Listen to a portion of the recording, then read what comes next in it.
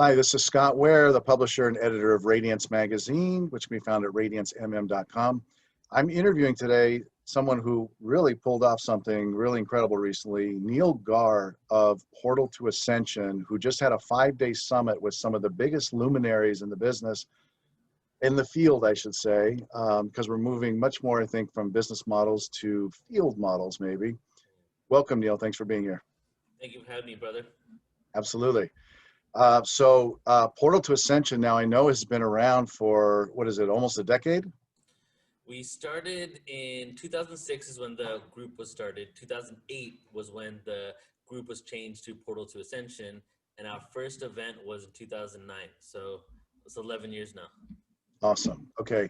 And, and I'm going to get into the beginnings of all that and why you did that. But I just want to point out this amazing thing you did, which was a 5-day summit, which was for free or by donation only, where you had people, I mean, everyone from the Wallaces on the Expansion Network, of course, Yes. to Lori Spagna, Mr. D'Souza. I mean, just all these luminaries that I was just curious. I mean, it was an incredible event. A lot happened. I wanted to know behind the scenes stuff from you, but also what you got out of it, because you've been immersed in this information for so long.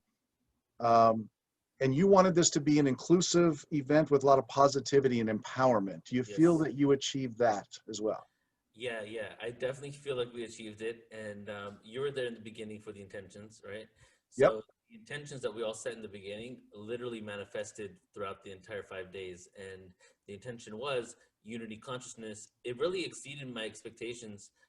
And, I knew it was going to be a great event. I wanted it to be very inclusive. I wanted to have people from all types of backgrounds, different belief systems, all coming under one.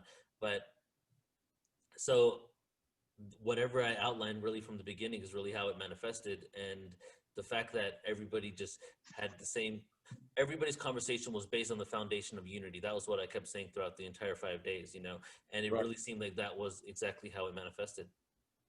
And explain to people what is your idea of unity consciousness, and why is this something we should be striving for as a collective?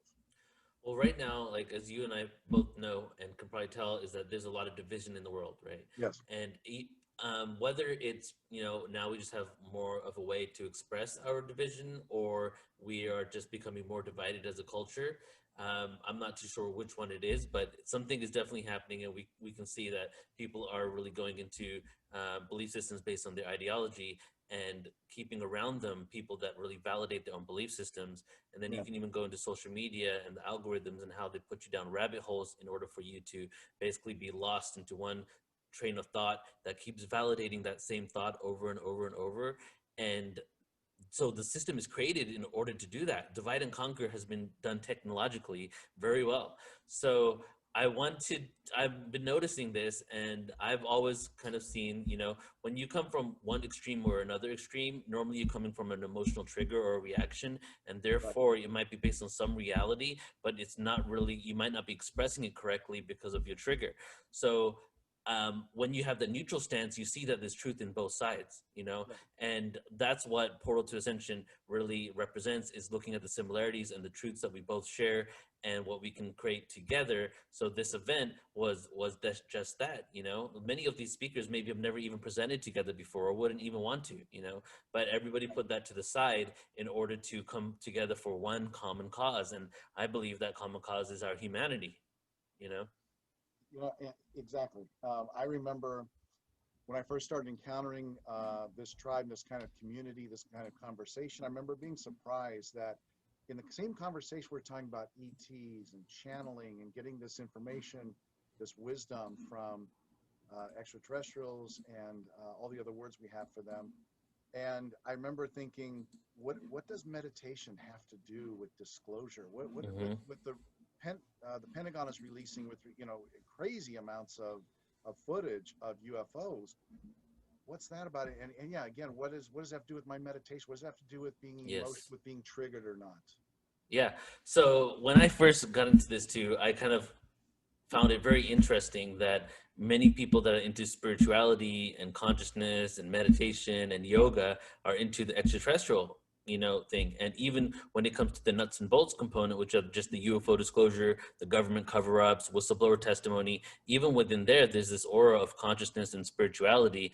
So it was the people that aren't into the consciousness or aren't aware of it that are into UFOs are very, very few. If, I would be surprised if someone wasn't aware that there was a consciousness UFO community, even if they were into UFOs just by itself, right? So when then doing my research, basically when I first woke up to all this content, the first thing I was looking for was the root of all religion. And the way I explain that is I just saw so many similarities in religions. I was reading like the Quran, Bible, Bhagavad Gita, I was drawing parallels between all these texts. And I realized there's so many similarities within all of these texts, but we're all focused and talking about what divides us, right? So what I basically created from that point onwards by looking at the root of all religion is a platform where we explore our common similarities, and we basically bridge gaps between communities in order for us to move together as a society. Yeah, and there's no need anymore to prove that ETs exist, are here to help for the most part. Mm-hmm. Now it's just a matter of, if you're ready, the information's here. Yeah. And here and just in so many places. So to answer your question, because actually I lost my train of thought, but I remember it now. So the reason why meditation and extraterrestrials were connected was because as I was exploring the root of all religion, I stumbled across the Sumerian tablets of creation, in which many of the world's religions actually take texts from. And in like even the Old Testament, the New Testament, the Bhagavad Gita, Greek mythology, Mayan mythology, very similar, or if not the same exact stories. But these beings that they were talking about, instead of prophets and angels, they were talking about them being extraterrestrial aliens from different planets, right? And in that same text, it talks about meditation technique, frequency technique, this the representation of a snake represented advanced quantum physics science within those texts. So they were talking about vibration. So this led me into exploring Hinduism and Greek mythology, and especially Hinduism, because I was raised in Hinduism, and realizing that there's a lot of connections to meditation and yoga into these ancient texts that talk about these star beings. And then that resulted in my realization that it's a frequency game. So the question, the answer to your question is, the reason why meditation and extraterrestrials are really much connected is because the extraterrestrials, or interdimensionals, ultra-terrestrials, there's different types, they are, it's a frequency game. They're shifted out of our reality. You and I, we're not solid matter. We're vibrating matter, but we're vibrating frequencies, constantly vibrating in and out of perceived reality. So why do I see you as physical? Therein lies the illusion. So that's the same exact thing when it comes to these beings. They are at different frequencies. I'm sure there is a way in the science in order to quantify what those frequencies are and how to match them, but I don't feel like it's been disclosed or maybe available to the public yet. So what happens when you meditate is you are able to shift your own frequency in order to match the vibration of another entity, being, extraterrestrial, and have some sort of communication. So that's really the reason why meditation and that's connected. And a lot of other people that, meditate, they talk about connected to angels, to connected to God, source. There's no real difference here. It's just frequencies. All of these things represent a different vibration. That's very interesting. So you mentioned frequency, which means, and some people that just, it doesn't make logical sense, but that's the whole point, because when we go into our heart, which is really the source of just a lot of communication, of connecting to source rather than through our brain, that's where frequency makes more sense, right? Yeah, definitely. Yeah. Well, okay, so we live in a time really of just so much information out there, so many people with podcasts. In fact, when I was looking over the guest list, everyone from Jill Eisenhower, you had a lot of people there who are doing their own podcasts, and there's so much information out there. It would be, even if the government wanted to shut it down, there wouldn't be any way, right? There's just so many outlets, and yet your Facebook page came down, didn't it? Yeah, it did. Which was kind of weird. It happened on day 2. Right after I just had a conversation with Billy Carson about detoxing and disconnecting from social media. Yeah. So, and I don't know the real reason why it happened, but I do know that they said I can never request a review and go back and have another account. And they did say I severely violated the policies. So, but they won't even give me a reason why.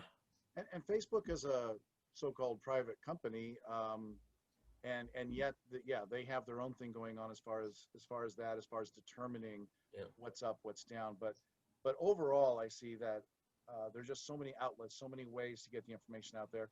And you had quite a few people participating in this summit, isn't that right? Yeah, there was I didn't count the exact number because we added a few people, but I think there was probably around 58 to 60 people altogether involved in it. Exactly. And I was honored to be one of the interviewers, Lori Spagna and Bradley and Casey Wallace. Hmm. How many people actually signed up to watch, and did you see that were participating? Yeah, we had 8,500 people sign up.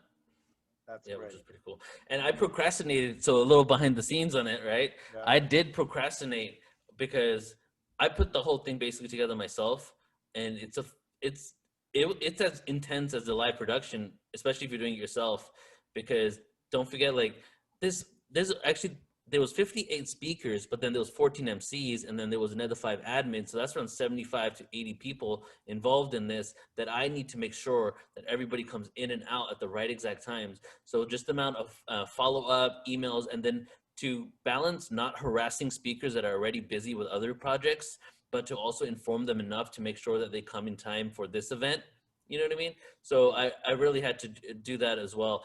And just having all these people be a part of it, they all brought their own energy, their own component. And as you said, many of these individuals are actually doing things on the same level as me, on different levels, Yeah. completely independent of Portal to Ascension. So it gave me the opportunity to bring all these people that are doing independent stuff and create a collaboratory event, because that's what I do for most of my live events that have multiple people.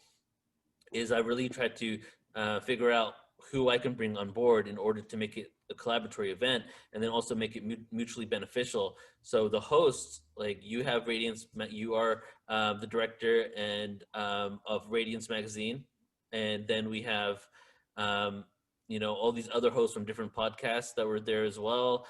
Some of them were people that were influencers on Instagram, you know what I mean, and YouTube people. So I just had all types of people represented in order for us to have a broader reach for this event.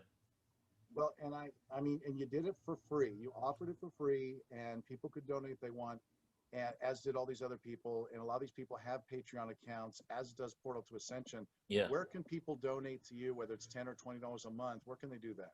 Yeah, well, you can go to our Patreon, which is patreon.com/portal to ascension, all spelled out, and sign up there. There's different levels. So depending on what you want to contribute towards, you can sign up. And then everybody who does sign up for our Patreon, not only are you continually supporting us in our overall activities, supporting the speakers that we work with because we pay them, you're also helping us create more free events. Because my goal has always been, like, been saying for many years. I used to say that, I wish that, I could just get paid full-time salary just to do these events for free. You know what I mean? Just so that I wouldn't have to worry about like creating these events and being able to sustain myself full-time so I can do this as a full-time job, and really bring the high level content that we bring to people and create the robust system. Like if I was working somewhere else, that wouldn't have happened, Exactly. Exactly. You have the freedom to do it the way you want to. In fact, and I know it's not just the way you want to, because I know you're not an ego-centered individual. You are tapped in, tuned in, turned on, as they say, to source. So this is really your calling, isn't it? Yeah, it's definitely. I've tried going back to a corporate world multiple times, in the last 10 years. But around I would say 5 years ago, 6 years ago, it was the last time that I decided not to do that again. And then I've just been, 100% ever since. And then for about, 4 or 5 years, it's basically been sustaining us enough that we can create all these content. We have around 100 events a year. We have a good amount of live events.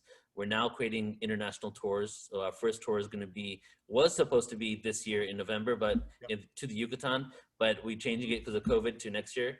So, this is really we're able to grow right now and be a full-on conscious event production company where we can offer support to all these speakers and presenters that maybe don't have the know-how or the skills or the team or the reach, right? Any of those, And we've even started taking on other people now that are basically doing moving their live conferences online, and we're running all of their their tech, the emails, their website, all that stuff too. So we've really been growing. But this Portal to Ascension event that we just experienced was our signature event, and it was, like, as I was saying before, it was intense to put on. I feel so much relief right now. Yeah. There's like a level of anxiety that is completely left, and I'm really like slowing down on things, not committing to things, stopping some stuff right now. I feel like I need to take some time for myself for the rest of the year, because this event did very well and it had the impact, and we're going to keep circulating the content. Like right now we're in editing mode. So in about like a week, we're going to start launching different content every week on multiple platforms, including Expansion Network, and just keep making this content going out there until the end of the year in order to keep that positive vibe going and to offer empowerment in these challenging times. Thank you for doing that. That is so awesome. I want to ask, when you named it Portal to Ascension some years ago, I imagine that had a meaning that it doesn't have now, or I bet it's got an expanded meaning. What do those words mean to you now as opposed to 10 years ago? Yeah. So 10 years ago, I was very much into Ascension information in regards to, like, I wasn't really into the UFO disclosure nuts and bolts as much, for example. I was into the extraterrestrial races and channeling of those beings, and, I was into the spiritual component of ETs, not into, the government, the whistleblower stuff. I was into Reiki and energy healing, all that stuff. I'm still into all of that, but that was pretty much mostly my world. I would be at events with Kundalini, Kundalini yogis. I would do oneness blessings. I was a oneness blesser. So I was very much focusing more on the spirituality. So when this name came about, it started in 2006 as Cosmic Consciousness, Mind, Evolution, and Presence. Actually, 2012 Consciousness, Mind, Evolution, and Presence. And then it changed to Cosmic Consciousness, Mind, Evolution, and Presence. And then it changed to Cosmic Consciousness, right, in like 2007. And then in 2008, finally, it became Portal to Ascension. So it was really focusing on the consciousness of the universe. I was into ancient history a lot too, but I was really into the spiritual component. Like, there's a physical component that Atlantis existed, and we can do archaeological finds and know that this place was a reality and find ruins. But then there's a spiritual component to why did they live there? What did they know? What ET beings were they communicating with? Were they able to use their consciousness to reach other stuff? I was into that, right? So as 10 years progressed and I started doing work with all these speakers, worked with hundreds of speakers at this point, learning much more than I'd known back then, my understanding of Ascension completely changed, and I've had some kickback. Yeah, so my current understanding of Ascension is that all things lead to this ascension. So whether you're talking about ancient civilizations, you're exposing government truths and secrets and hidden secrets, you're exposing maybe some uncomfortable truths, right? And you're talking about our ancient history in a true conventional timeline from a linear standpoint. You're discussing spirituality, sound healing. All of these components are truly part of the Ascension and all the information we offer. So if you go to our website and sign up at portaltoascension.org, get free access, have access to the 2,000 plus hours of free content we have, you'll realize that the amount of topics that we covered are so vast, and it's because all of those topics can lead to an ultimate ascension. And then just to add to that, Ascension back 10 years ago, for myself and for a lot of people, was a destination. Some people, Ascension, it was 2012 was that destination, right? They thought December 21st was that ascension point. And, I had that belief as well, that something was going to happen. And then after that, when, nothing huge happened to the level, things did happen, and that you can say that, something definitely happened on that date that's probably ascension oriented. But in regards to like a complete reality shift and we're in fifth dimension with dolphins flying, that didn't happen, aliens coming down and on a mass landing. Right. So after that, many people that I know, many friends, many speakers, and myself like I literally was not planning any events after December 21st, 2012, because I was waiting to see what would happen. Right. Right. So many people did. So then after that day, um, a lot of people started being more in the moment and being present. And as that expanded my awareness to the realization that ascension is a paradox, because really when it comes to be ascension, the only way you'll ever go to an ascended reality is if you live in the moment, if you're present right now. That's right. So that's what With no agenda. yeah, exactly. So I do have kickback from people very rarely, but maybe 3 or 4 times a year, emailing me very upset about the word ascension or not wanting to be part of an event. You know, out of the 10,000, 20,000 plus people at events a year, it's, you know, very few, but it's because a lot of people have this belief around ascension and they don't realize other people have different beliefs, you know. So some people think what I believe, like, why are we trying to escape? Why are we trying to go somewhere? We got to try to enjoy this moment. But when some people hear the word ascension, they automatically think you don't believe that. You know what I mean? I agree. I do. In fact, a lot of people, and myself included, I thought, yeah, I would ascend to somewhere, which in a sense would separate me from, I felt, people that weren't in alignment with me. Mm-hmm. And in reality, it actually sort of turns you, it spins you around with more love for everyone, right? Yeah. Which is Yeah. the paradox I think you're talking about. Yeah, exactly. So that's why I love the term portal to ascension. I feel like it's like such a great name, and it is. That's what we are, and that's what that event was. And I had the amount of feedback and testimonials I got for this event are just like amazing. I was like teary eyed, like reading them, you know. And then some people, like one person was like, "Whoa, this event was a portal to ascension."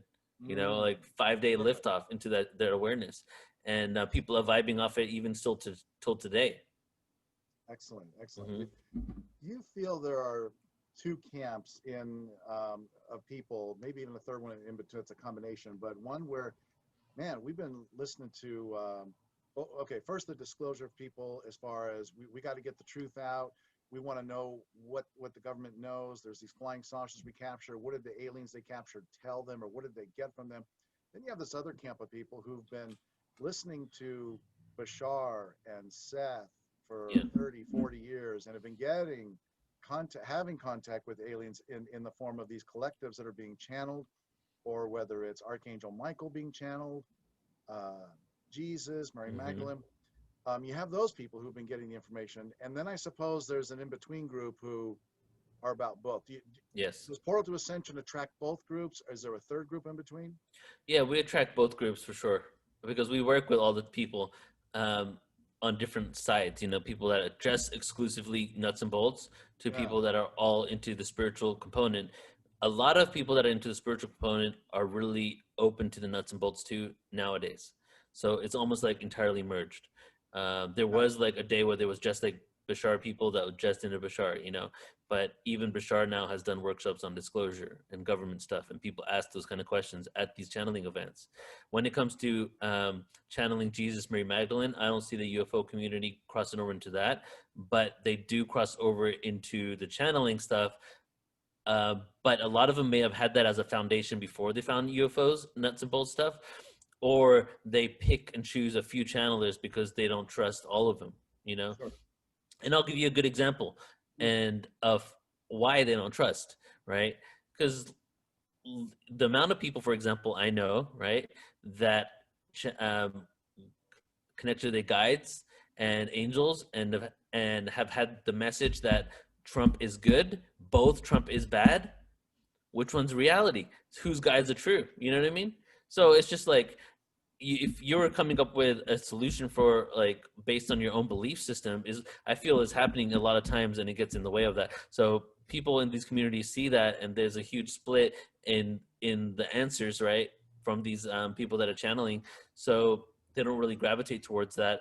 So they're looking for more verifiable evidence because they want to also take it out to the linear-minded people that don't know about this stuff. They want to teach it to them. So coming across with, you know, I'm connecting my guides, this is what my guides tells me, isn't something really that they can put in their book in order to provide evidence to others to realize that this is a reality. Right. Yeah. Well said. Well said. Yeah. So you have a lot of people who also, and myself, I was challenged along the way when I found that certain people in the spiritual community were saying things that at the time I didn't agree with. Maybe later I did come to agree. Maybe later I went the other way, you know, but then I realized that was, like you say, linear thinking on the 3D world. But let's meet in the 5D world where it's all about love and unity consciousness. Yeah, exactly. So that's really what I'm attempting to do, is bring lot not logic. It's hard to explain.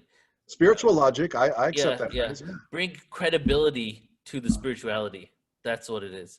And my the best way to do that for me is ancient civilizations and their knowledge of spirituality and and dimensions and stuff, and sound and frequency, vibration, the awareness of that. Because when you start talking about energy healing and Reiki, and like, let's, if we list off a bunch of things that some people consider woo woo, and Yes. then you start talking about frequency and how your body's emanating certain frequencies of vibrations, Right. and what occurs in those moments with your intention, and then even show case studies and science that backs that, right? Then all of a sudden it's like, oh my God, like I was having a knee jerk reaction and I just was judging it based on my ideology, but it makes sense now, I agree. I like that. Are you or I mean, we look up to these aliens, these ETs, these extra, Yeah. multidimensional beings. Are you or I any lesser than a Pleiadian or an Arcturian? No, and a great way of explaining it is my friend Brad Johnson. He channeled a being called Adronis. It was a being from Sirius, is a being from Sirius. And when we first started doing events, we did like 100-something events with him. We went up and down the coast, sound healing and ETs. And this is one of the channeled responses. Was the only difference between and a higher dimensional being, ET, ultra dimensional, whatever, and human, is that if you're in, like, say you're in a valley, right, and there's two like mountains here and you're in a valley, right? Yep. The human is standing in the valley looking around, and the ET is on top of the valley looking down and looking around. It's just the perspective is different, and we have the ability in these bodies. You can go, you can go into the awareness of the 12-strand DNA and how our junk DNA is dormant, and how each chakra in our body actually represents a portal to a different dimension. And there's 7 chakras in our body, the main ones, and then one right above us we have direct connection to, and those chakras connect us to 8 dimensions of awareness. So the human body has been created in order to be able to exist multidimensionally, but we're in this limited broadband frequency range, right, that we're unable to break free from without intentionally attempting to do so. Right. So Right. which is why now we get into government conspiracies and like fluoride and all these things, which is why all of this stuff exists around us, and EMFs and everything, in order to create an aura of a reality that inhibits that ability to reach those frequencies. So you have to really be intentional and do it consciously in order to be able to shift your frequency to maybe even channel some of these beings and communicate with them. Shifting frequencies is key, isn't it? I mean, that would be a good class for anyone to take Oh yeah, yeah. for many reasons. Right. When, one day, maybe, hopefully, we can actually put some of these classes and courses really in school, because it would actually assist us in understanding our place in the universe and cosmos, because we don't remember where we come from. If you believe in past lives, even if you aren't in the conscious community, but you have a belief system that believes in past lives, Yep. you must at least realize the fact that when you come to this world, you don't remember your past lives consciously, right? Right. So shifting our frequencies allows us to tap into who we really are and the depth of our souls and our soul's experience, right? Yeah. And isn't it really about getting rid of a lot of the programming that we've gotten since we were small so that we can realize our most authentic self? Yeah, deprogramming and then reprogramming yourself for empowerment really is what it's all about. Yes. Hmm. Well said. I want to ask you a personal question, okay? Yeah. I know your game. So in your experience with ETs, what have your experiences been in person, Yeah. also in meditation, and also in, say, an interview, and also when you channel? Because I bet you do. All right. Well, okay. So with meditation, meditation for me is more stillness, and I've been on plant medicines where I've had a voice speaking to me, right? And whether that's an ET or not, I don't know. Mhm. But in meditation, I've been doing a lot of Vipassana meditation, right? And going to the 10-day silent meditation retreat. And so that's kind of become my programming now in order Mhm. to not attach myself to a sensation when it comes to me as a polarity, right? So, but from that neutral state, it is can be argued that that neutral state is where you have that contact most often, you know, and most channelers will probably tell you that they need to get to that neutral non-reactory state in order to even have a communication where their ego doesn't even get involved in it, you Mm. know. So that's kind of my meditation. I am completely open to those experiences, and then I've had dreams, you know, that on being on different planets, having being on Mars, being on Maldek, which is the asteroid belt right now, and also being in stasis in a different planetary system. So, and even existing on Saturn, like being on Saturn, astral traveling to Saturn. So these have all happened randomly. There's no consistency to this experience. Sure. But for sightings, there has been a couple of ones that I remember. I probably had like 3 or 4 in my life, I would say, but a couple I remember. Once I was at Pirates Cove in not Dana Point, in Corona del Mar, right? Right. And I kid you not, there was like a thing right in the sky, and it was like a light ship, and then all of a sudden, what looked like a wormhole came through it, like a spiral, and it got sucked right into it. And that I, was like definitely had to be something like out of this world. And right. then another time I was in San Diego driving, and I saw something in the sky, and this blue thing started coming out of it, and half of the night sky got covered in blue. So those are my two distinct sightings that made me, you know, I was like, whoa, that's a reality. When you listen to someone like Bashar, or there was someone in your program also who was channeling ETs. Julius, right? Well, Julius for sure. There was a woman also who was an ET channeler. I can look it up. And but I mean, for me, I get amazing wisdom. I mean, and Julius will say something occasionally. It'll just hit me Yeah. between the eyes and just be amazing. And Bashar, of course, as well, and others. I mean, basically, we're getting supported by Hmm. all these intelligences, all these beings. If they wanted to take us over, they would have. It's an interesting thing when Yeah. people come to that realization, and but it takes that progression of moving from one place to another, so that by the time you are actually considering those things, they're non-issues Hmm. because you're coming at it with love, and you realize it's not all the conflict that the Hollywood movies would have you believe it would be. Yeah, exactly.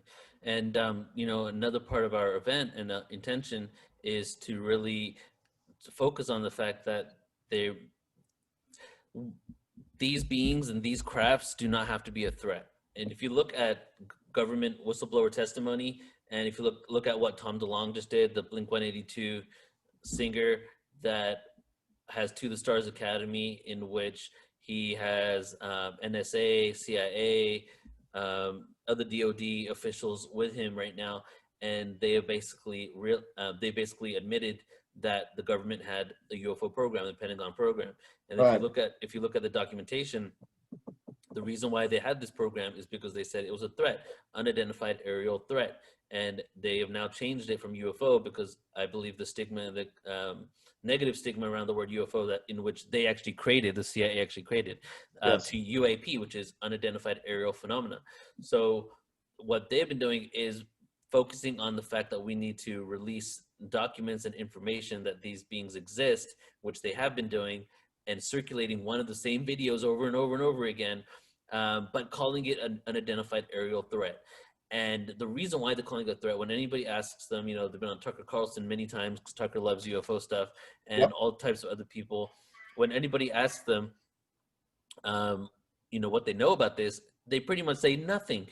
So they need to, by default, say that it's a threat. So you're not saying it's a threat based on any evidence and realization, but you're admitting that their technology is unprecedented. And even though people, media hosts keep saying, why are you looking at it? No, the media hosts keep saying, could it be another government craft? And every time Right. that question is asked to any of these officials, they keep skirting around it because they can't really say that's a reality. And they say, oh, no, not that we know of, because they say they have no evidence to suggest that it could be any other government on Earth. But they don't Right. want to give you the direct information about what they're thinking it is. They want you to speculate on that. So if they have that technology and they're able to like surpass anything we did ever think of, Yeah. then yes, if they wanted to be a threat to us, they could have probably threatened us a long time ago. And it's already known even by the government that these crafts have been visiting us probably forever. They've even said that. Like Luis Elizondo, for example, the guy that was the head of the ATIP UFO program for the Pentagon, said that he thinks that they've been visiting forever.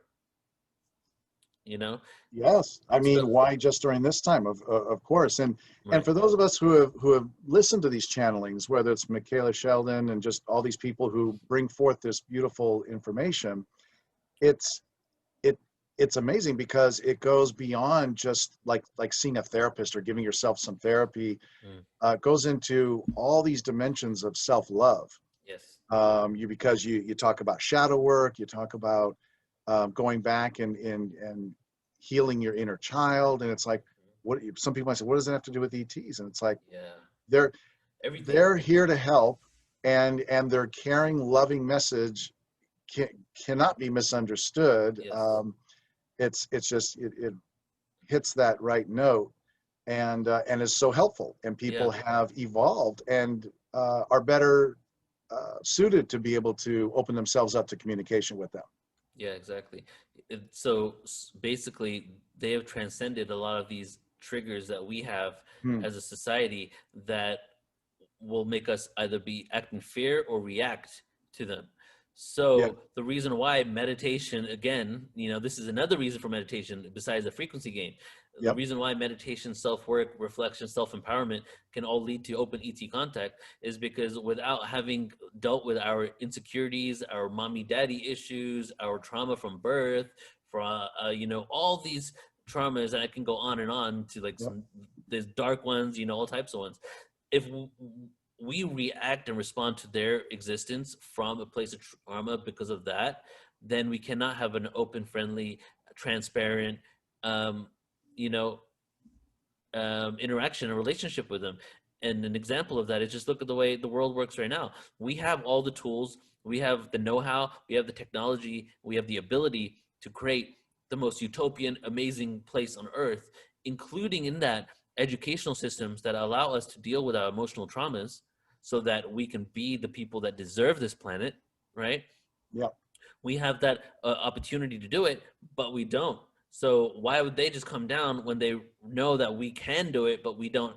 We're too collectively arrogant enough to face our collective shadow, you know? So that's why when you go to all these channeling events, you're like talking to ET, and the whole entire conversation is about how you can live your passion Yeah. and shift your frequency and be in your truth, and heal your past traumas, past life and current life. Exactly. And that's what it is for me, and my empowerment and my ability to achieve more things, and for people, I can't speak for everyone in the world, I can speak for myself, but I know anytime that I've come up against something very difficult, very um, just pushing against me, or I'm pushing against it, and then when I conquer it, when I succeed with it, which you could say conquer, but embraced it, let it pass so that it wasn't an issue anymore, I've never felt better. And those are amazing times. But I didn't feel that way before. I was just feeling the pain and the agony and the suffering until I got past it. So I can see by design, personally, why that sort of thing exists. I can't speak for all suffering for all people, of course, Mm-hmm. but I mean, that's part of going through a portal, right? You don't just slide through a portal with ease. There's steps, right? Mm-hmm. And Yeah, levels. yeah, exactly. And it is basically, yeah, as we know that all these things manifest in our life in order to give us lessons and if we don't confront those in those moments, they're just going to circle back again. and they could just get bigger and bigger and bigger until we're ready to face it. And then some people, they never face that lesson, and they're up until their deathbed are experiencing that thing coming back over and over. And maybe a good example would be relationships, having the same toxic relationship over and over until the end, Yep. because you never confronted the lesson that this person was giving you. And maybe you kept saying, okay, I don't want to deal with her at all, this person at all, I'm just going to move on, and not even confronting it, so it'll come manifest over and over again. So that's what Earth really seems like it is to me. And I feel we're in a time right now where we are like dealing with a lot of stuff that we basically have suppressed in our subconscious mind and our soul, and a lot of these experiences are coming up, and which is why we have the most stimuli we've ever had on this planet. We have the most so change that reality to, we have the most opportunities to transcend these triggers and emotions. Right? Exactly. There's like That's what so it is. much going on I mean, some back in the day, some people didn't leave like more than a mile away from their home for almost the entire life. Yeah. Right? Humans Right. have been on the planet conventionally for 200,000 years. Most people that I know believe way longer than that, and only for like 100 years have we had the ability to go more than a couple of miles away from our home, right? So Exactly. So, it okay, blows my mind. you bring up an interesting point. There's been times where we've made some serious jumps. Okay. Now, Yeah. science needs empirical truth or objective reasoning to call it proof before it will, change its beliefs. So, but the intelligence out there that's helping us, if you believe that, I tend to know that. I do know that. Um, they've dropped a bit into the field, haven't they? Whether it's technology or wisdom that has really allowed us to jump. Isn't that right? Oh yeah, you're saying like Microwaves. maybe we've been some assistance, right? Yes. Yeah, Yes. yeah, and and even though we can just say that right here and just throw it out there, there is a lot of evidence to suggest that's true as well. So that even when it comes to Germany and some documents from Germany and the reality that they may have actually had communication with extraterrestrials and given some technology in order to advance their spacecraft. And the Nazi Bell, which was a UFO prototype, was one of those things. So yeah, I think on one level that we've maybe had some direct interference that has given us assistance with technology, maybe government connections. There's information about how President Eisenhower connected with a group of great aliens, and there's even a picture that some people say may or may not be true. But then also the consciousness field, the energy field, there are thoughts and notions that are almost planted in the field that we're all connected to, and then they come down and multiple people pick up on it at the same time. A good example is like I forget who it is. I think it's Buddha, Confucius, or there's like, if you look back at history, there was like a period of time where all these amazing people that changed the reality and created different religions on Earth basically existed at the exact same time. There's a time of Right. Buddha. So it's just like the likeliness and the chance for that happening is very rare. So there could be a possibility that there was like an energy or a vibration in the air, so to speak, that multiple people pick up on, Yep. and they take that and create technology. And another good example would be Tesla, because he even said that that's what happened, that he picked up on those frequencies and energy, and he was basically commissioned in order to bring that out to the world. Now, you just brought something very interesting up. I met Stephen Ross recently, who's been interviewed by Regina Meredith on Gaia, Hmm. and he is a librarian, to put it humbly, because he, in his house in Sedona that I got to visit, he has a library in there with a lot of original works, including by Manly P. Hall. And there's Tesla and there's other people in that library. And one of the things that he is holding there, he's holding space essentially for those people and what they did, because I just saw the movie Thrive 2, and in it, the people in there who did Thrive 1, they're still going all over the earth to find people who are coming up with free energy devices and that sort of thing, right? And they found one in Zimbabwe of all places, and Mm. it was very interesting. But the fact is, what we're coming to know is that these things and devices, or even ideas and concepts, have already been created in different times. And what that says, and what he has put forth, is that information, that frequency of knowledge, is available to anyone at any time just tap in. Yeah. So something that these inventors that they created in the fifth, even like, well, 1700s perhaps, and later, particularly, we're recreating them now. It's not new, but it's also a new permission slip these days to know that you can do anything. You can tap into it. Yeah, exactly. And we have the information and the techniques in order to do so, and even technology that can assist us in doing it.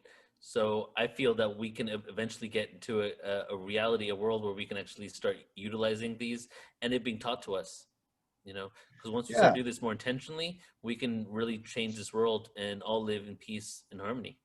Well, that's the thing. It's almost like crowdsourcing is happening sort of by itself. Hmm. There are companies that have crowdsourced things like here, design the IT on this, but in this case, it seems to be happening on its own, which is why it can't be stamped out. There's Yeah. so much awakening happening, and so many of these things are popping up everywhere. And Right, right. you have created something that is bringing a lot of people together. You've connected with Unify and other groups, Awake TV, Portal, your Portal to Ascension, Expansion Network. So what do you see? What do you see as happening, and what do you see as maybe coming around the corner in the next couple of years? Yeah. As far as all this information being available, is it its own internet web, or is it? How would you describe that? Well, information has now been decentralized. You know, it's not coming from I mean, not even too long ago, there wasn't even a version of the Bible in English, you know, like it was just Right. given to you from who wants to give it to you. Yeah. And many countries are still like that. Like we are not really, some stuff we haven't progressed at all. It's really interesting to observe the contrast. Right. So I feel what has happened now is information has been decentralized, but now censorship has been picked up a huge notch. I didn't think we'd ever get to this point. When it gets to the big tech giants, let's say Facebook, Google, Twitter, they have more influence than multiple world governments combined. Yes.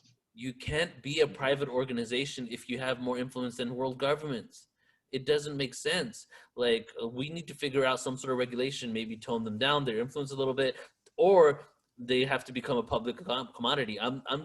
I don't know what they have to become, but I'm just saying that something needs to be addressed in the fact that they can basically sway public belief worldwide, and they can create mass. You want to say something on this? A mass amount of censorship. Yeah. I'm just going to say, yeah, if you are a company and you can turn your company name into a verb that everyone uses, like Google, Yeah. you're onto something. Yeah. Yeah, exactly. So information has been decentralized, but censorship has really kicked up. And I don't know if we're going to go all the way down a censorship world and a reality where almost all the privacies are taken away, which is really the direction they've headed before the Patriot Act. But the Patriot Act was really like the next stepping stone from that, making Right. people believe they need to give up their privacy. And then those laws and those regulations that started with the Patriot Act and that were founded a little earlier than that really did not carried over to when we started getting devices and smartphones and everything became device oriented and all that information was stored everywhere. No regulation was carried over into the technology companies that started coming after the Patriot Act. So the lack of privacy carried over into all this technology that now had all of our data, right? So I feel we're in a free enough society that if they take it too far, people are going to eventually be like, what the heck? And it's not going to happen because the only way to take it to the level they want to is complete control. And yeah, I think we're there. I mean, I don't know as far as China. I mean, they have put some incredible controls on their people there, but I think that's going to bust out too. But yeah, I think just as everything is moving to where, yeah, there's less privacy in a sense, but then it's exploding in the other direction as well of yeah. everybody having access to everything. Right, exactly. So there's even a legislation out right now where you can pay a nominal fee. This is may or may not pass in order to not allow technology companies to use your private data. So you pay a fee so that they won't use it, and then you won't get like suggested recommendations. So then they will take away more from you than you need to take away from you to make your life uncomfortable, in which you won't see people that you want to see. You won't get the suggestions on certain things that you need. You'll be just like, like you're on a new computer every single time, you know? Then just as that happens, there's probably gonna be new technology, new internets, Yeah. new places for people to move to. Yes. So let's go to the solutions. Sure. So what's happening is people are creating their own platforms. I've completely coded my own. You can go onto it. It's like a video archive by thumbnail, description, speaker, all the stuff, and it's completely separate from any other platform, so that I don't have that censorship issue, Yes. or I get demonetized or something like that. And then many other organizations, like just people that I work with alone, I work with, or I know around 3 other people have actually created their own video sites like mine based on their content, and all 3 of them are actually really big people in the community. Like they're 3 of the biggest platforms, you know. So that's what's happening. I feel that we're not going to get to a full censorship world, that there's going to be backlash. It's going to come down somehow, and it might not be pretty in the fact that we might not have access to the social interaction that we currently do. It might be toned down a little bit, and then hopefully in this new reality we can start imposing regulations on these companies so that they can't use our data and basically use us like a commodity. Agree. Is it possible, though, because of the importance that oral tradition has had in humanity's expansion, Mm-hmm. isn't it possible that we could just be going the other direction where, okay, let's say the internet gets shut off one day. Yeah. Okay.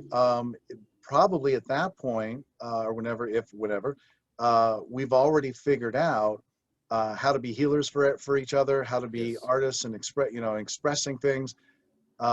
Maybe that's the direction we need to, because actually the real information that's being transferred with great profoundness is not verbal, is not Yeah. something you can read, not something you can even hear, perhaps someone saying something to you, but it's your experience of it going to these other dimensions, right? Yeah, exactly. And going to these other dimensions, and then also experiencing this dimension away from an online reality, Yeah. because the world, like you and I right now, are actually communicating through a dimension. Yes. You know, Sure. because like, how am I just showing up on your screen like that? There's an unseen, undisturbed reality in which a frequency is traveling through, at like just like that, in order to manifest. Computers are dimensions. Our phones are literally realities and dimensions that we've created. We've disconnected from the dimension that we're on. So the best way to connect to other dimensions and multiple organic, let's say organic dimensions, you know, are really through disconnecting from this as much and going back to that. And this is coming from someone whose world is, online. I do online, all my events, most of my events are online. But I'm realizing now that just being connected into this endorphin rush, like game, where social media to me has just become a lot of stories and a lot of dramas and a lot of triggers and a lot of division right Yeah. now. There are, and I used to joke around and say, when people used to say about how they didn't like the social media page for years, I would say they'd be like, I wish there was a conscious social media. And I'm like, my Facebook feed is a conscious Facebook feed. Like, it was just nonstop beauty and positivity. Yep. And now it's like, no matter what side you're on, it's both negative, and there's a few occasional positive posts. And these are the same people. It's just, and I have 5,000 friends the whole time, so it's a pretty big snapshot of the world, of a good amount of people all over the world, right? Yeah. So I don't know where I'm getting with this, but it's just, I do know now is it's very important to connect to Earth and each other, and especially because of this whole social distancing thing. Yep. That is more physical distancing, but we're basically are socially distancing because we're not interacting with each other. California is known as a place where people all say hi to you when they pass you on the streets. And now, like, you trying to go around the tree so you don't interact with them because you might not be wearing your mask while you're walking, and the other person is, and you want to be respectful to them. So there's very little interaction going on. Oh, and basically sneezing's been outlawed. I mean, you get Yeah. looks from people. Yeah. And whenever you, I don't know, in the last 6 months, have you had a sore throat or anything and be like, holy shit, I got the COVID? Yep. We need to have a support group for that. I know. And yeah. So the thing is, so you've got the pandemic. I mean, it's really been great for the ascension process, hasn't it? Well, the information has come out on a hardcore level. Many people have established themselves even more and putting out a lot of content. Um, a lot of these speakers, they have more time now to reach out to a worldwide community. Some of these speakers would do nothing online. Like some of the speakers at my event, circle it back to the Portal Ascension Summit. Some of the speakers on my summit were new speakers that wouldn't work with me before because they don't like doing online events. They just want to do live because they just like to Right. see people. So that's changed as well. And now that's great because now they've just been in front of thousands more people, many of them that would never have seen their information in the first place. Exactly. And Yeah. I just think, I mean, you talk about people saying different things or coming down on certain issues in ways that you didn't predict. But I think that's been sort of a shakeup process of the pandemic. The 6 feet apart, I feel is like the rubber band stretching. And when we come back together, I think it's going to be a lot more community, a lot more sharing of this type of information. Yeah. People went into their bunkers a little bit and, during this process and getting a lot of information. And it's a new normal. It's already a new world. We're already doing things differently. Yes, there may be masks for a while, but don't you feel the hope of it all? Yeah. And I do also feel that there's enough awake people, even if you're not awake to UFOs and all stuff, just awake to the corruption at least, right?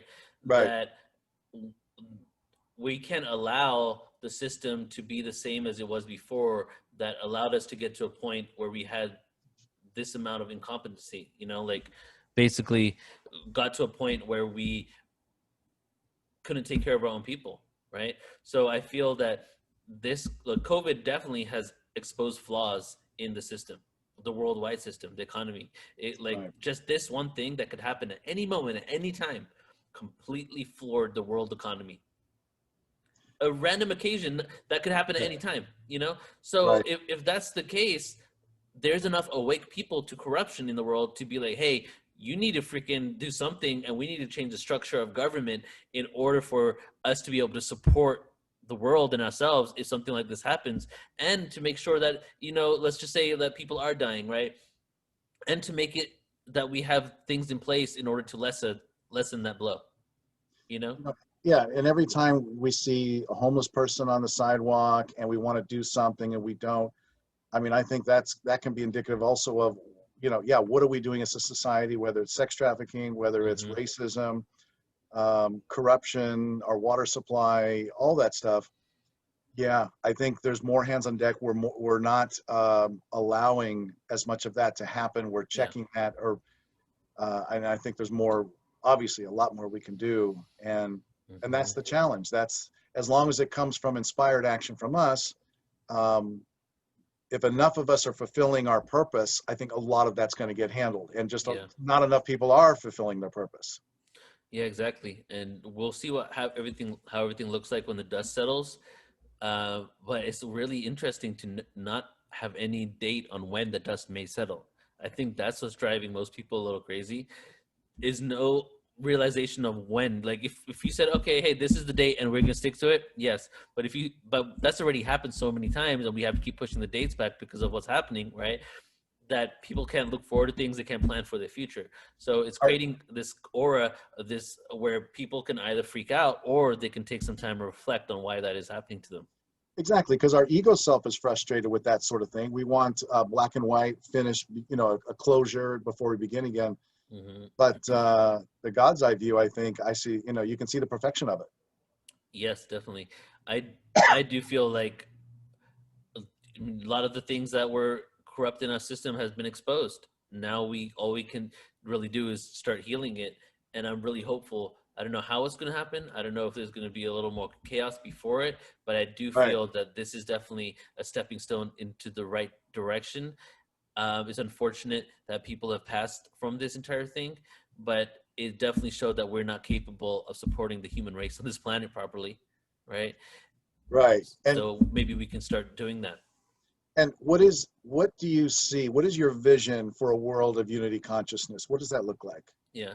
Well, it'll definitely be one of the components will definitely be education and restructuring school systems entirely. Mm. Not only the type of compensation and how teachers are treated and the resources they have in order to stay positive and happy and deal with their own traumas so that they don't put it out on kids. But then also putting in all of this information that we know in a way that children can to understand when it comes to the way the universe is created, explorations of our ancient history, where we came from, how our vibratory being works and how we can use our own energy and send our intentions, and then the science behind that whole thing. That's just one component of it, right? There's so much more. So restructuring the school system entirely so that when the children are born up until now, they're indoctrinated in a way that creates them to be these beautiful beings of light that are so empowered that they want to assist and be compassionate and not be so egotistical because of maybe their dad wasn't there when they grew up and they didn't have an outlet in order to heal that trauma growing up as a child. Well, and Right? haven't we been helped in that regard with a lot of the children being born now that already have a clue? Yeah, exactly. So a lot of them do, and some of them do, but then they're also born to families that kind of inhibit that still, you know? So my unity consciousness world would be like, restructuring that system entirely. Mhm. And there would be so many things that would basically have to be reformed, the way we operate as society. I love the idea of gross national happiness rather than gross national Absolutely. domestic, really measuring the society based on their happiness and joy. And a statistic for you is before COVID, 34% of the US were, the survey from, I think Duke University was saying that, no, from Yale was saying that 34% of the people in the US claim to be actually happy. After COVID, a few months after, 14%. First of all, 34% is very low, Yes. right? And then 14% is extremely low. We live in a depressed society. So dealing with depression, helping people get through this stuff, maybe doing clinical therapy with plant medicines for those who are eligible for it, because maybe sometimes mental disorders or other things might not make it that it's good for you to take it. You might have an allergic reaction. Not just throwing everybody into these different solutions, but figuring it out. Having rehabilitation and restructuring the prison system, not allowing private prisons, making it so that we can restructure the way we treat these prisoners rather than putting them away. Make sure our police officers and especially prison guards have hardcore therapy and hardcore vetted out so that they're not these people that abuse the crap out of people that are in prison, like, oh my God, and Yeah. watch them get beat and things like that. Fed disgusting things and then thrown back into the world again in order to be a part of society. And then when they violate again, you're like, oh my God, you're such a bad person. But what have you just done? You just traumatized this person even more, treated them like they're not human. Therefore, they're Exactly. going to be less human, right? Yes. It's just so delusional the way we operate. So my way of a unity conscious world is to be logical about it all, right? Like, just not treat people like the other and realize that we have all had experiences and some of us have had traumas that have led us to become certain people. And we have always had, and we can implement the tools and techniques in order to allow for those to be fully expressed and realized so that we can live in a more harmonious world. Beautifully said. So it's all about healing, isn't it? Yeah, definitely. Healing and living an empowered life, finding your purpose. Because I have a feeling if people checked in with their authentic self, found out the reason they were here, if they haven't already, a lot of these things we're talking about would be handled, Yeah. because purpose usually is heart. I would think it's probably always heart driven. Oh yeah, definitely. Yeah, because all the things you just described were Hmm. coming from a heart-centered place, treating people like they're our own family. They're someone's family. And then Yeah. if you see us as one, if you believe in oneness, then they are your family. They are you, in fact. Yeah, exactly. And just the fact that we have, even if you like, that's definitely the component, and that's the transcended energy of realizing that we are all connected in one. And then even a lesser level down than that is the fact that the similarities we have as just the fact that we exist on this earth together, right? And it's, to me, like, I love saying to people that we have more in common with ourselves than those who claim to rule us and control us. We have more in common with each other. So the that fact and reality right there, even though your neighbor might have a different ideology than you still have more common than him, than the people that you're following the ideology of. Mm. And if we can just have that realization and understanding, maybe we can start connecting around that rather than seeing our differences in each other.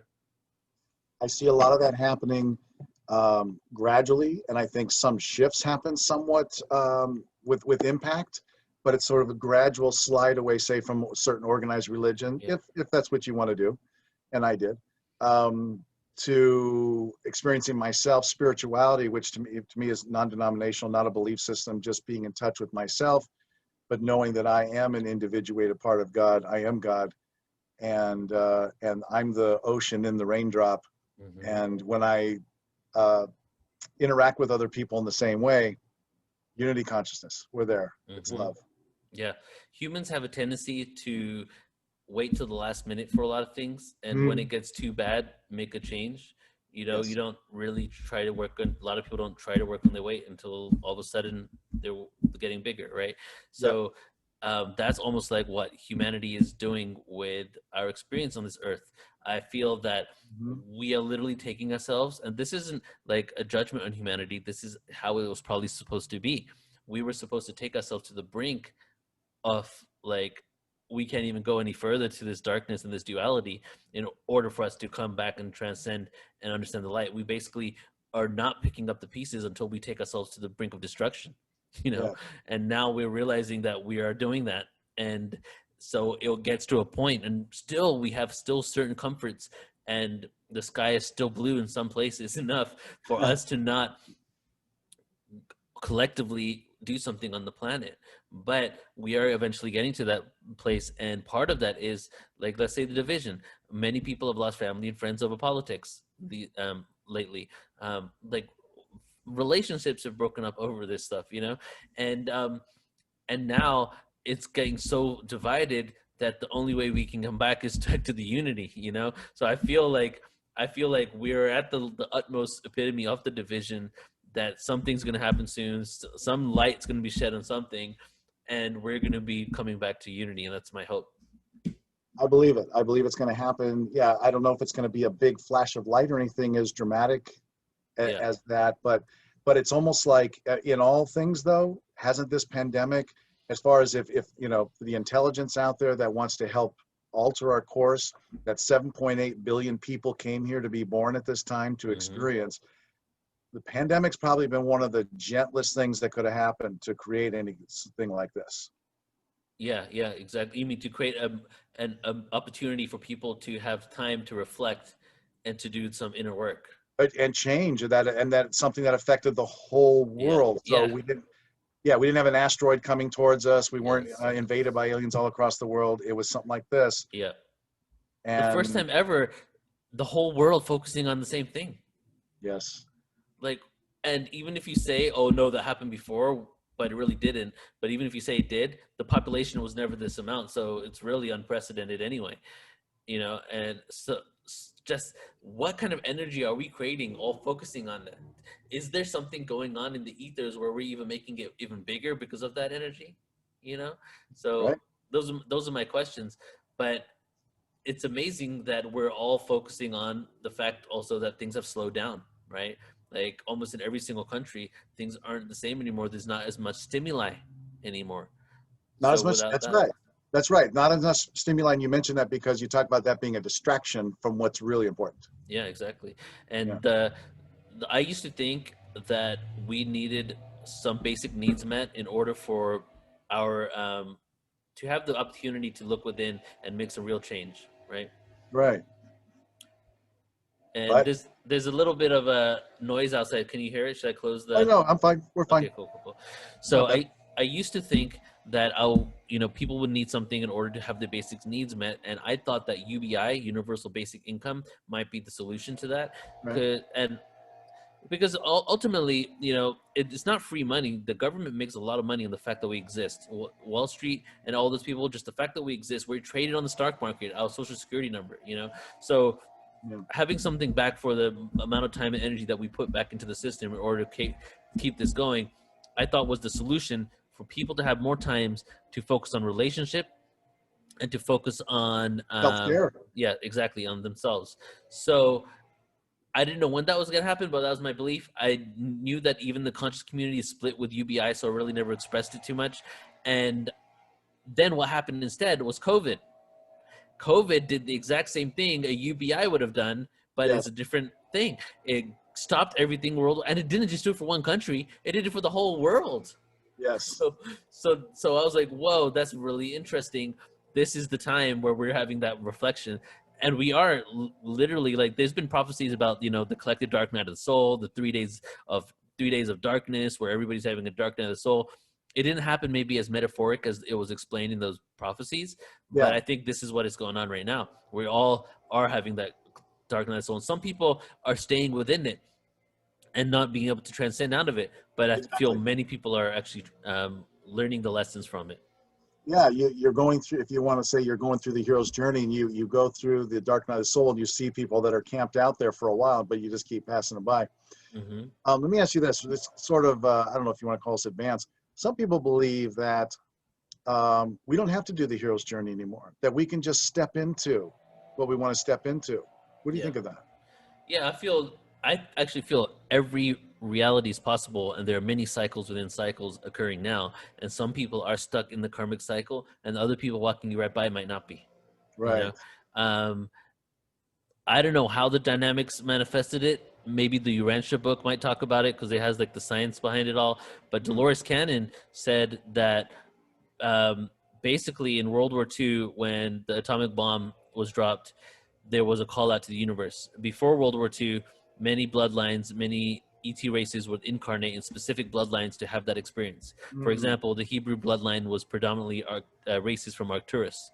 And then after World War II, there was a call out to the universe, and the bloodline ET race thing was law was eliminated.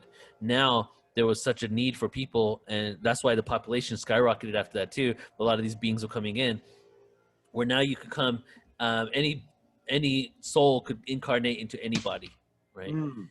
And can you circle back to your question really quick, because I went off on a tangent to give supporting information, but I forgot. Well, yeah, just a hero's journey, going through all the Okay, steps yes, that's yes. necessary. We can just sort of take one step if we believe it. Know it. Yes. So I feel it could be at that moment, or that could be a part of it as well, where the cycle of Earth had basically shifted in order to accommodate a whole range and a whole spectrum of souls. Right, because Mhm. because the energy has shifted, right? There's now things available that weren't available before 2012 even. Right. And then for some people, there is like, this is how it was explained to me a long time ago. Um, let's say Earth 100,000 years ago. Here's a black hole, right? Here's the event horizon, Earth. Mhm. Experience. There's a person on Earth, experience.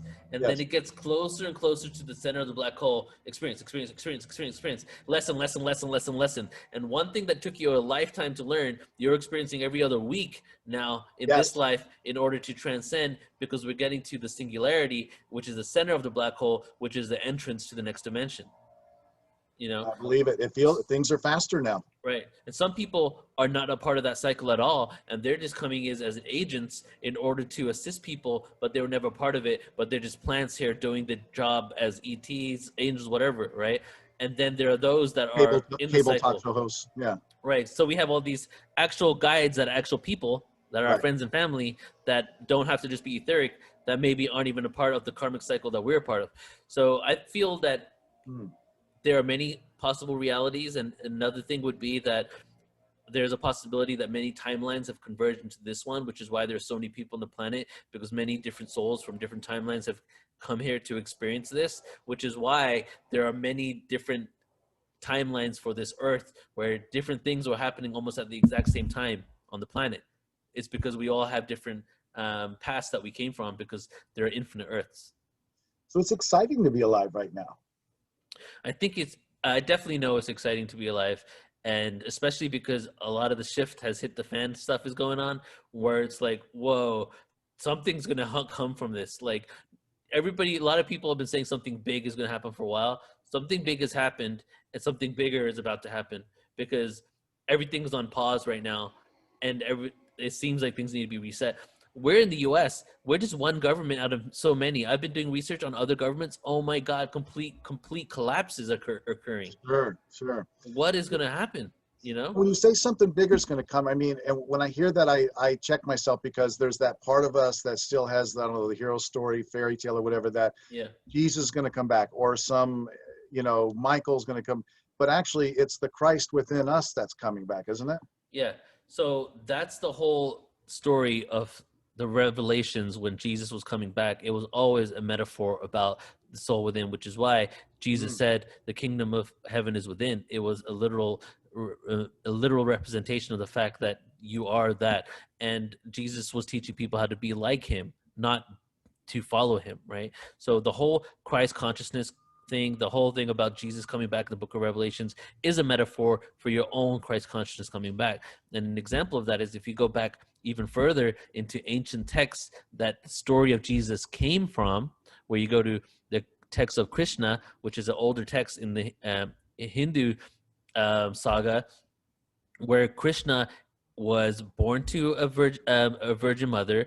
yep, His dad was a carpenter. He was known as a savior to his people, and every other Jesus thing checks off. He's right. Jesus in India, and then you go to Christo from ancient Greece, and then is a little earlier. Actually, they're later than the Hindu text. The Hindu text predates that, but that talks about the exact same story as well. And there's multiple of those stories Yep. going on. And if you look at those older and older texts that you go to, you realize the original story was a Masonic presence within your own self, represented as an individual manifesting, you know. So you can track back the whole story of Jesus to a story that talks about a Messiah awakening from within you. So there was a progression from this internal world to this external world. And it's just people, it's just human nature to then point to that person and say, oh, they're going to save us. We don't have to listen. We just worship, and that's enough. Yeah, and we've personified a lot of these deities that were just reflections of ourselves. And the Hindu text is a great example of that. Many people think Hinduism is a paganistic religion, but it's not. It's just one religion, and all those are different reflections of that one source. Well, someone once told me that Hinduism is not even a religion at all. No, It's just so many things compiled under one umbrella. right? It was well, Hinduism was originally firstly called Sindhuism, but the Persian Empire couldn't pronounce the word S, so they changed it to Hindu, Hmm. right? And it was always known as Sindhu Dharma. Dharma means laws of the universe. So it was never, because most religions they tell you how to live, but Right. Hindu texts most religions tell you what to do in life. Do this and do this, and it's transactions and stuff. But the original Hindu text was the Vedic information before the rites and ritual age, because they went down duality as well. But the original Vedic text was telling you how to just live a beautiful, peaceful life on Earth, how to be in harmony with the planet. So it was more of a philosophy than ever a religion. But when the British came and conquered India, that was when the externalization of Hinduism really took a hold, and a lot of people forgot the internal world of Hinduism. And now you see gods everywhere in India. Taxi cab drivers have it, but none of them are truly following the true religion because it's become blind faith. Hmm. Mm-hmm. Okay. So your Facebook page was taken down, but the website is still there. Through all these changes, Portal to Ascension is going to be there with us, right? Yeah. So we have Instagram. So if anybody wants to join us on Instagram, that's where we're going to be, sharing awesome memes and events and stuff. So you can go to portal_to_ascension, or just search Portal to Ascension and you'll find us there. And then the best thing to do really is to go to our website and sign up, because you get a username and password and you get access to all the footage that we have in our archives. So you can do that as well. But the best thing anyone can do is just Google or search engine, right? Search engine Portal to Ascension, and then add everything you find. Support us on YouTube, Twitter, Instagram. Every single channel has something different and is a unique source of conscious content for you. And we keep it very dynamic. If you can give us your support, if you want to support us on Patreon, that way you can continuously support us, because we have, I have a 10-year, 20-year vision for Portal to Ascension, and events is just one component to what we're going to be creating in the future. And really, we need the support of the community in order to do that. What do you want people to know about Portal to Ascension? What Portal to Ascension aims to be for people? Well, I'd like to talk about one of the original points that we wanted to bring up here, which is conscious collaboration. Mm, I have just, I guess it's in my DNA, and I just love people and love working with people so much that I'm always reaching out to see how we can collaborate. Something that I find really cool that I've been doing over the last 10 years is I've met people that are doing big things or people I want to connect with, and I've just had a conversation with them every few months for a few years until we figured out how we can make it work. You know, right. a good example is Deborah Juicy from um, Transforming the New Paradigm, the biggest conscious promoter on the West Coast of US. And then Adrian from Disclosure Fest. It was Brendan like, Culleton. yeah, exactly. So it was just like, yeah, Brendan, I've known for like since 2008, I saw his first video, and I only started working with him last year. So I was like 12 years I knew about him. And so then that's what eventually happens. I have these conversations, and then eventually we figure out, okay, this is what we could do. You could host this event, and then we start merging together more and supporting each other. That is what is happening with a saying that I keep saying is the energy of inclusion is stronger than the energy of exclusion. So the way we're going to really make some change is when we come together and unite forces. We all have reaches. This guy's got 100,000 person email list. This person has 4 million people on their Instagram. We come together, we have a unified message, we do our research on what we're bringing out there so that it's vetted, Yep. and then we jointly can put this information out and create real change on earth. Unfortunately, the system has been created in a way where our direct market and our niche and what we have, we need to cultivate independently of others in order to make sure that we don't lose money and we can continue to sustain ourselves, Yep. right? But we know in this community that abundance is trusting that you will have what you need when you need it. So if you want to implement the concept of abundance, the whole idea of competition that we have within our society right now, I'm not going to throw out competition entirely because I don't Sure. know, that needs to have some more discussion, but Mhm. taking that out in the way that we have it now will make us come together and make some real change. And another great example is look at how much technology we have right now mainstream that we know won't be released for another 10 to 20 years because they're trying to milk every single product line. So by the time many people die, there's going to be technology that could be 30, 40, 50, even 100 years in the future just being shelved waiting for every product to be milked because we've created a society that doesn't progress anymore. We have like inhibited ourselves. Even when you look at scientists, the original scientists were philosophers. They would philosophize about the Good point. universe and what they're going to create and how they're going to do it. And now science has this doctrine of if it doesn't fit what we have now dubbed as the status quo, then it does not fit within our system and we're going to ridicule it, and you better watch out because you could lose your career. And this goes for archaeology, this goes for Yeah. astronomy, many things, you know. Because it's a consumption driven economy, and if anything threatens that, there's going to be some lashback. Yeah, so these are the these are the things in the system that I feel are also being exposed right now, so we're just like addressing them on one level. But as I said before, I'm hopeful we are actually going to start changing these, and that's why I do these events, just to inform people. My role in this whole thing is information, but it's also going to be is practical information that you can implement in your lives, as well as information about other things like ancient history, cool stories about our past and who we are, and then start putting the whatever we bring in, because I want to start generating enough income in order to be able to put into certain projects that implement these things that I'm discussing right now, which is why actually most of the proceeds that come into Portal to Ascension actually goes to the speakers. And the reason why it goes to the speakers are all these hundreds of people that we work with and more are actually the ones doing these things. They're trying to change legislation. They're creating Exactly. devices. They're doing scientific research.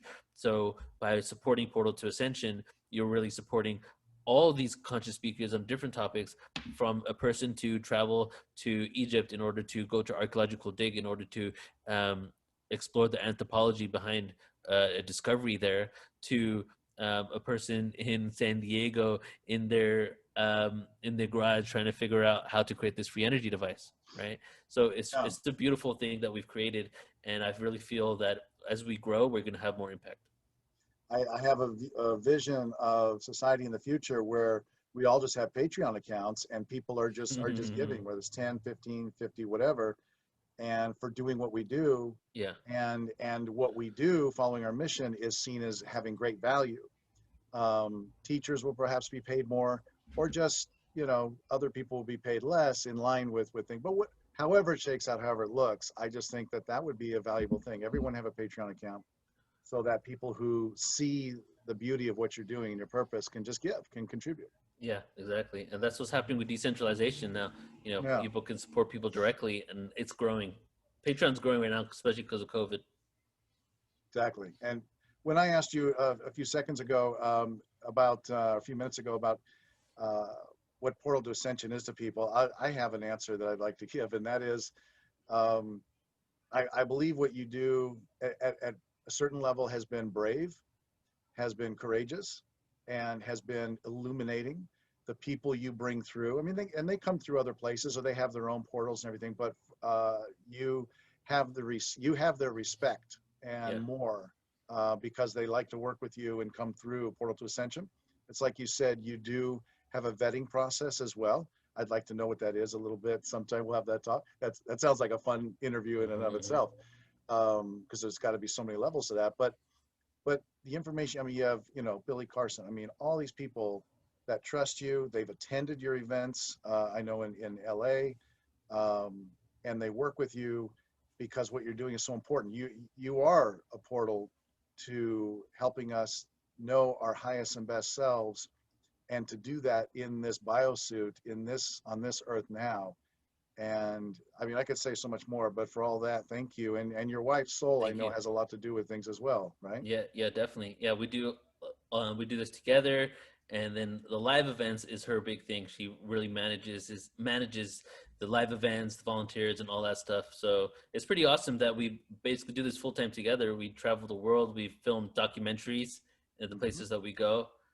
You know, and it's just creating content on every level. We really want to just provide all types of content, from documentaries to webinars, presentations, live events, tours, conferences, and we just keep expanding. Well, your curiosity and hunger for this information is to the benefit of us all. So thank you, Neil Gaur, for doing this interview. Thank you, brother. All right. So go to portaltoascension.com, find Neil Gaur, spelled Gaur, on Patreon, patreon.com. I'm Scott Ware with Radiance Magazine. Thank you for watching.